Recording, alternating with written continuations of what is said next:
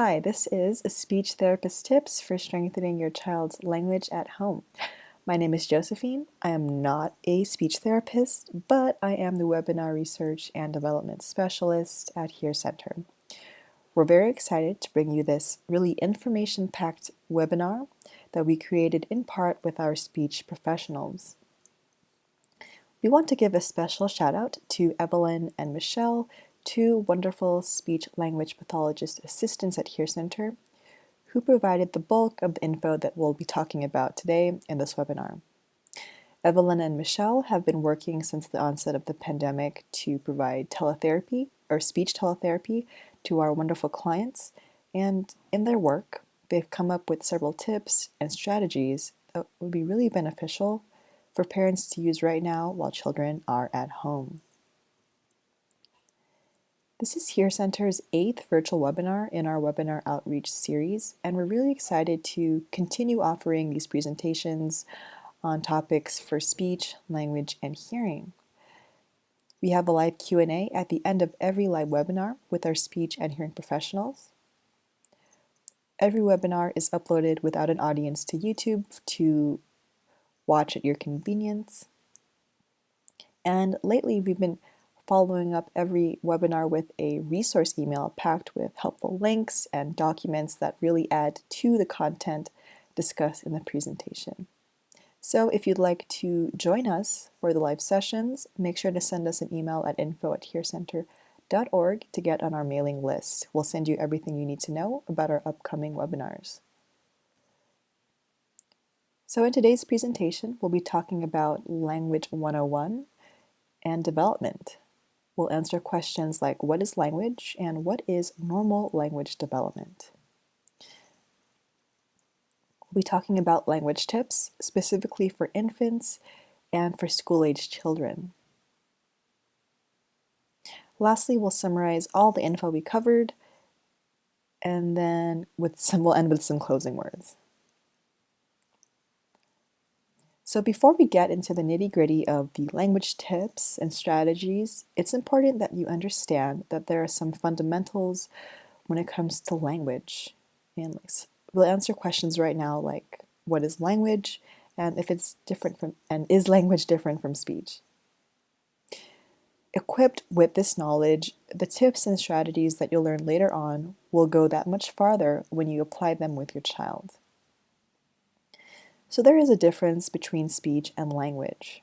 Speech is how we say sounds and words, and this includes things like articulation, voice, and fluency. Language refers to the choice of words we use to communicate different intent. So it's the words we choose and how we use them to serve different purposes. So one way to think about speech and language is that speech is more like the mechanics of talking, and language is more like accessing a menu to figure out what to say and when to say it. A little bit more in depth, language is what words mean. A star can be a celebrity, or it can mean a bright object high in the sky. Language is how we put words together. It's the difference between I got a new bike versus I got bike new. Language is making new words. So when you say Joe is my friend and you add ly to friend, well then you can make a new sentence and say Joe is friendly. Now these words have two completely different meanings. Language is picking words for different situations. So when you meet someone for the first time, you're going to be a bit more polite, versus if you meet someone who is sort of crossing a boundary, then you would pick different words to be more assertive with that person. Language milestones serve as a rough guide to let us generally know what to expect at the different stages of a child's life. And from birth to age 5, children develop at an amazing rate. Their brains grow incredibly complex. And here I'll just briefly touch on a few milestones from each age group. And if you would like to see these more in depth, just feel free to pause the screen.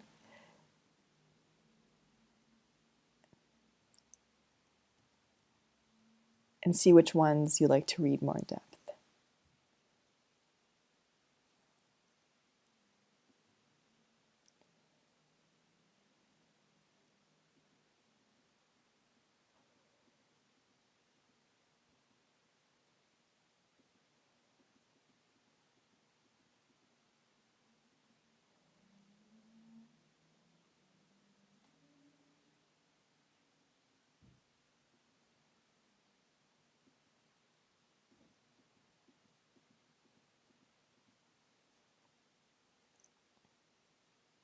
Now, these are just a few of the milestones in early development. There are also milestones for speech and hearing. So if you would like to see more of those milestones in depth, you can easily just do a search on Google and type in milestones for children, and you'll see a complete and detailed list for all those areas. Now, maybe if you're a parent or teacher and you notice that one or a few of these milestones are missing in a child that you might be concerned. And you're thinking, okay, does this child have a language delay or other maybe underlying language issues? Well, when we look at what's normal in language and speech development, keep in mind always that there is a wide range of normal. Children will develop their skills differently than others around them. They come into their own development at their own pace, their own time, and their own rate. So please think of these milestones sort of like a calendar or schedule with no due dates for each of the milestones. All children go through the same stages, but it is hard to know exactly when they will reach each stage. But at the end of the day, you know your child best. If a child is missing a skill or two, it doesn't automatically mean there's a problem.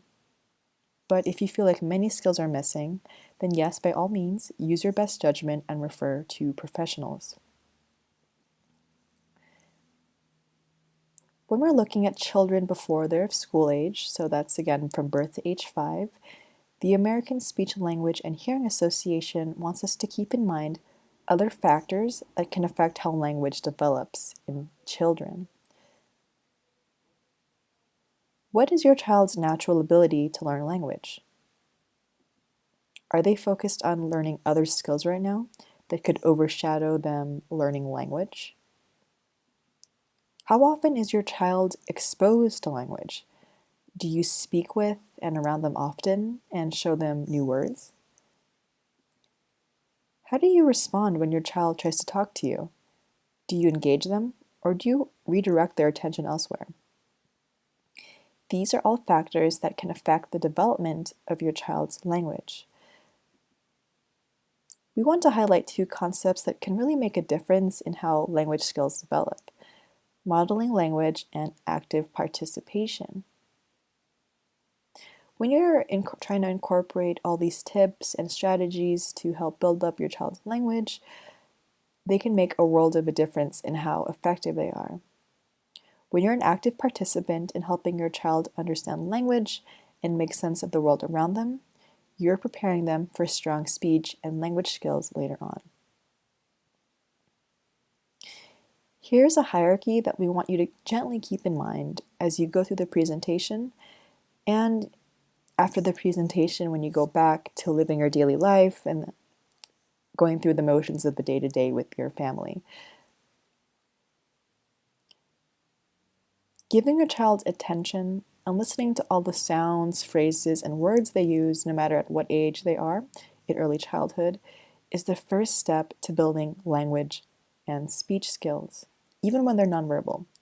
Just showing them that you're interested in communication and that you're paying attention to them can be a precursor to language. After building a good bond with your child by being attentive to them and listening to them, those interaction and play situations are going to be also great opportunities to build speech and language. Eventually, these interactions and play will lead to understanding, and then later on, you'll see your child start to talk and then eventually pronounce and sound out words. So often we want children to speak like pros and make sense all the time. and just to speak more in general. But before they speak, children need to have been around language and have had the opportunity to absorb it, because understanding language leads to talking and speech. So remember, you are your child's best source for language. According to the Resources for Early Learning website, modeling language for your child helps them learn how to express their feelings, tell us what they're thinking, share ideas, and learn to resolve conflicts. If, however, your child is a newborn and up to 3 years old, and you're concerned that they're missing some milestones, we do have an early intervention presentation that we think would be really helpful for you. So if you're interested in receiving this, we'd be happy to send it your way. Please let us know by emailing us at the email address below. So let's get started with the different tips and strategies for strengthening your child's language. There's a lot we're going to cover, so if anything, just take away 1 to 2 things that you feel like you can incorporate with your child today. And let's keep in mind again the hierarchy of speech, language, by looking at this graph here. So attention, listening, interacting, and playing with your child are the building blocks of speech and language. So let's start with tips for infants to about 5 years old. I'm actually going to skip the slide here. So talking, reading, and singing will go a long way to help your child succeed in school and life in early childhood. And of course, it helps develop good language and speech skills for the future. We also want to emphasize the importance of reading. It's definitely possible to build an interest in reading even when a child is very young. You'll soon realize that play is more than just playing with toys. Through play, children learn language as well as social interaction skills. Singing is also a great way to model language. It also introduces different facial expressions and gestures in a fun, collaborative way. On this website called readingrockets.org, I found individual web pages with specific tips on how to incorporate reading depending on how old your child is. So this is just a very condensed version of that website, but please go to readingrockets.org so you can see the specific strategies in more detail. For infants, when you're at home, stick with those baby-friendly books and keep them within reach of your child. Baby-friendly books are those colorful, textured books that make reading books and being around them really interesting for your child. And when you read to your child, make sure you're getting excited. Being excited about reading gets your baby's attention. For toddlers, they are going to have a lot of energy at this age, so expect movement and that they won't be sitting still most of the time. As a result, you're going to want to keep those reading sessions short, simple, and frequent. As children become a little bit older, in preschool, it would be great to have a reading habit established by this time. Beyond the books, attach names to everything around you and your child. This helps build up your vocabulary.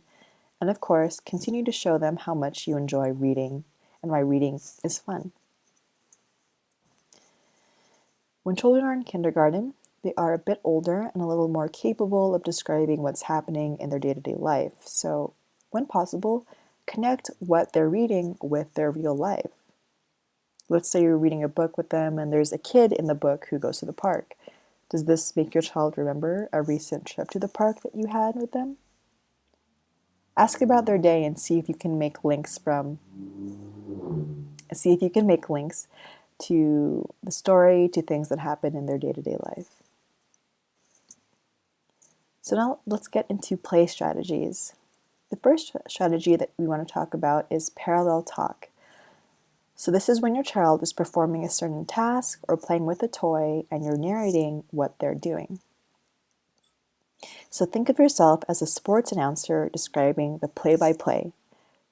For example, let's say your child is playing with kitchen toys. Parallel talk might sound like this. You got the apple. Oh, you got the plate. Oh, now you're putting the apple on the plate. Another example might be when your child is getting dressed. You can describe the sort of clothes they're picking out for them and the actions that they're doing. You're holding the red shirt. I see a truck on the shirt. You're touching your sneakers. They are blue. The point of parallel talk is to provide language and words for the actions that your child is doing, or maybe things that they're seeing. You're attaching meaning to things that they might not have words for yet. You can use parallel talk in any situation really when your child is doing something or playing. If you're wondering, how can I parallel talk with them right now? Well, think about the 5 senses. What is my child touching, seeing, hearing, eating, or tasting right now that I can narrate? You can make lots of comments and share a lot of language if you think about it in this way. The next strategy we'll talk about is something called expansion. If your child is beginning to speak, you can encourage them by repeating what they say, imitating them, and then adding a bit more extra detail. So with expansion, you're adding onto or expanding the utterances your child may produce. So for example, your child may point to a car and say, beep, beep. How might you expand this utterance? Well, you might say, yes, a car goes beep, beep. So you're adding the word car for what your child was associating beep, beep with. The point of expansion is to add just a few more words to make the sentence or phrase grammatically correct. You're not trying to make a complex sentence, but just trying to show them the structure of how a sentence looks like or sounds like. You're also modeling language structures. You're also exposing them to vocabulary that your child will be able to use as they grow older. A specific play strategy you can try is something called oops. So with oops, you purposely make a mistake during play and make it obvious so that the child understands when a routine has been broken. So for example, you are helping a child with a puzzle and you put a piece in the wrong place. You can elicit language from your child by saying oops, have them repeat that word, and then maybe try and encourage problem-solving skills. You might ask them, how can we fix this? Where should the piece go? The oops strategy is an easy way to change up your play routine and get your child to think about how to solve problems. A strategy that you may have already tried with your child is something called working for it. So basically you're taking a child's favorite toy or something they want to play with and putting it somewhere that they can't reach or access. Then you would ask them, oh, you want your doll? Say, I want doll. And then if they repeat what you said, then you reward them with the toy. They may not get it right the first time or a couple times, and that's okay. It's something that you may need to keep trying. But we don't want the child to get so frustrated that they try to reach up for the toy on their own and possibly get themselves into dangerous situations. Make sure you're always observing them if you're trying to do this sort of strategy with language. And just to reiterate, whether you're reading, playing, or singing with your child, active participation makes a world of difference in how language develops. Whenever possible, follow your child's lead and use their interests as opportunities to build language. They're going to be much more interested in the comments and stuff that you say to them if you show that you're interested in what they're playing with and doing.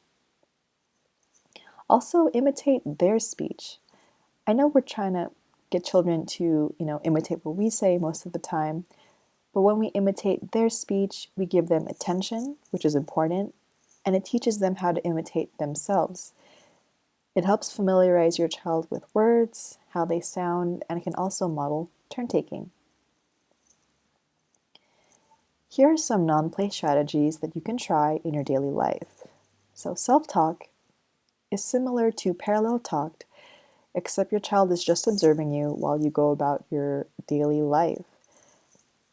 It's an easy way to incorporate on the day-to-day. So for example, let's say you're in the kitchen and your child's sitting there.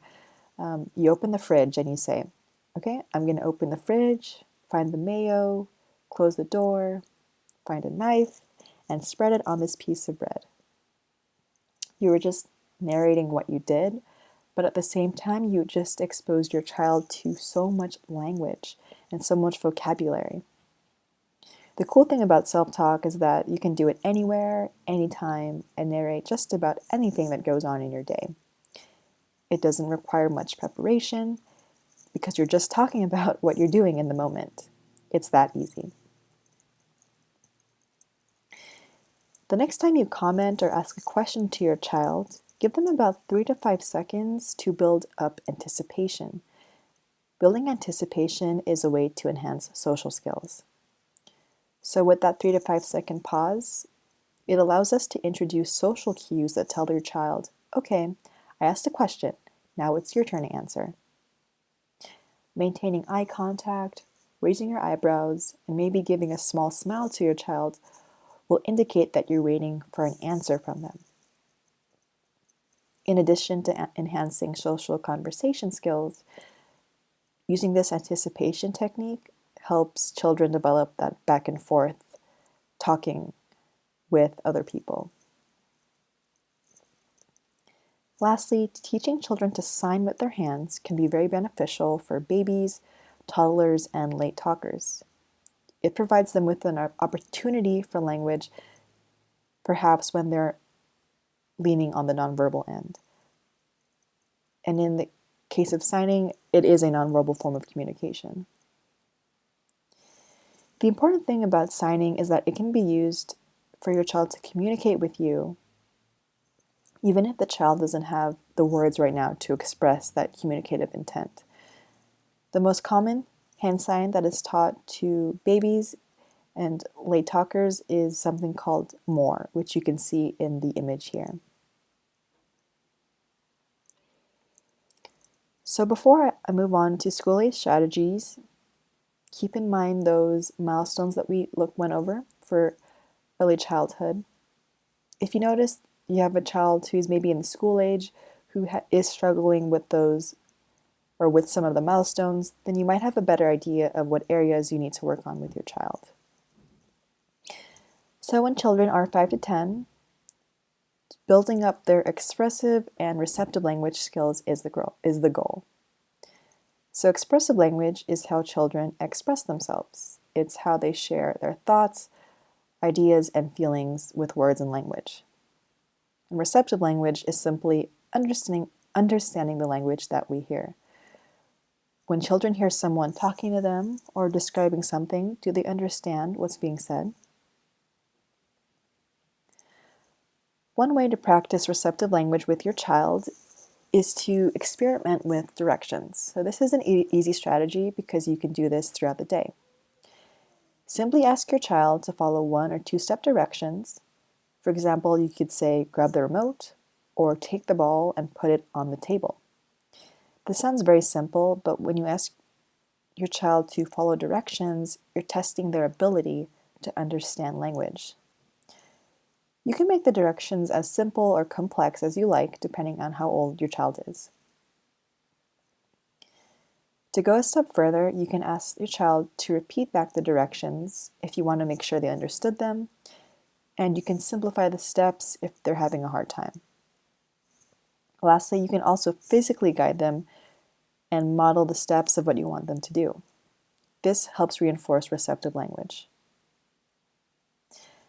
If you notice that your child doesn't seem to be understanding what you're saying most of the time, we would recommend getting their ears tested with a audiological hearing evaluation. Sometimes ear infections or undiagnosed hearing problems could contribute to issues with language. So when talking about expressive language, which is how we use words to express our feelings, thoughts, and ideas. The goal is to create grammatically correct sentences at the school age level. And the focus then would be to strengthen the child's knowledge of nouns, verbs, and adjectives. Here are some strategies that you can try with your child at home, as recommended by our speech professionals at Here Center. The next time your child is reading or doing homework, ask them to point out the nouns in whatever they're working on. You could say, in the sentence, what is the noun? A game of charades can be a great game to work with verbs. Write down verbs on little pieces of paper, put them in a cup, and then have your child act out what each verb is. I Spy is a great game to work on adjectives. For example, you could say, I spy something big and brown. Can you guess what it is? These are just a few ideas that our speech professionals wanted us to share with you, but if you do a quick search online, there will be tons of other activities and strategies you can try to help strengthen your child's knowledge of the parts of speech. Another expressive language strategy that you can use is to ask the WH questions. The who, what, where, when, why, and the H, how questions. The WH questions are essential for learning, and when you use them, they can help obtain information in conversation, and they can strengthen conversation skills. Whenever possible, aim for more open-ended questions when you're speaking with your child. So for example, if you ask them, did you have a good day at school? Well, the answer to that is only yes and no. When you ask your child questions that end in yes and no, it doesn't really give them an opportunity to express themselves.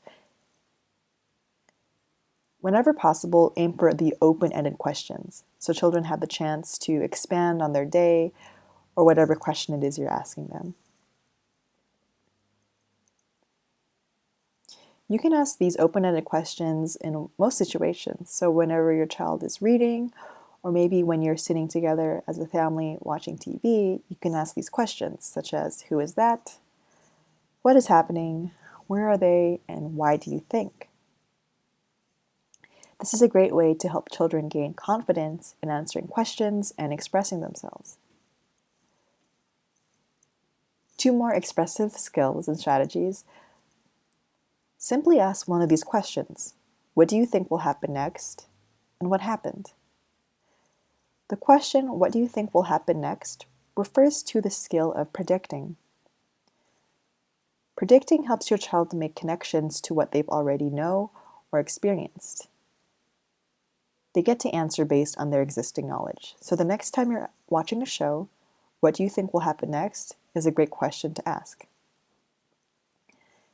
The other question, what happened, refers to the skill of inferencing, which is closely related to predicting.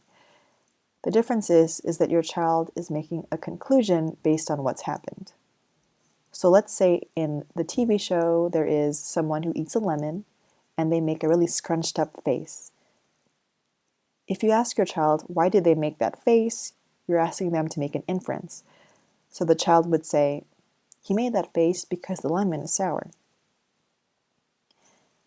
Asking your child questions that allow them to use their predicting and inferencing skills is another way to strengthen their expressive language. And lastly, conversation skills are a very important social and expressive language skill. We won't be going too in-depth here in how to build conversation skills, but if it's a webinar you're interested in the future, please let us know. So, as we just mentioned, conversation is really important to help build up your child's social skills. Children need to learn that there are social rules when it comes to having conversations, such as maintaining eye contact, using appropriate body language, and asking questions to maintain interest. Your child's conversation skills will get better with practice and time, and although the current state of the world has made it hard for children to be social with others, FaceTime and Zoom calls can be an opportunity to practice these skills. The next time your child has a conversation with maybe a relative, have them answer your relatives' questions instead of answering for them. Remind your child that there is a back and forth when it comes to talking with someone and that they don't speak over the other person while they're talking. Conversation skills are another expressive language skill that you can work on with your child. And so I know that there was a lot of information that we covered, but like I said, if you can just take one or two things away from this presentation, that would be a great thing. Just to recap, language is the words we use and how we use them. It's knowing what to say, how to say it, and when to say it. There is a wide range of normal when it comes to language development. All children go through the same stages of speech, language, and hearing development, but it's hard to know exactly when. For this reason, be mindful if you're trying to compare your child's development to others around them. Before children are able to speak and express themselves clearly, other parts of their language must be in place. Remember that there is a hierarchy. Giving your child attention, responding to them, and playing with them are important strategies that do help build language, believe it or not.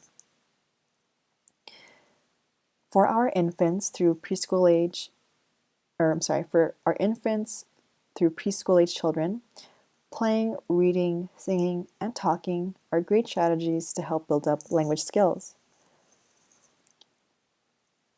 And building up expressive and receptive language skills will be the goal for school-age children. Remember, expressive language is how we use words to express our thoughts and feelings, and receptive language is simply how we understand what we hear. We want children to be confident in how they express themselves at home, in school, and with others. And with that said, this is the end of this info-packed, slightly rushed presentation. If you have any questions about language and speech, feel free to send us an email at info@hearcenter.org or give us a call at our Pasadena clinic below. Thank you for watching this video, and we hope you have a great rest of your day.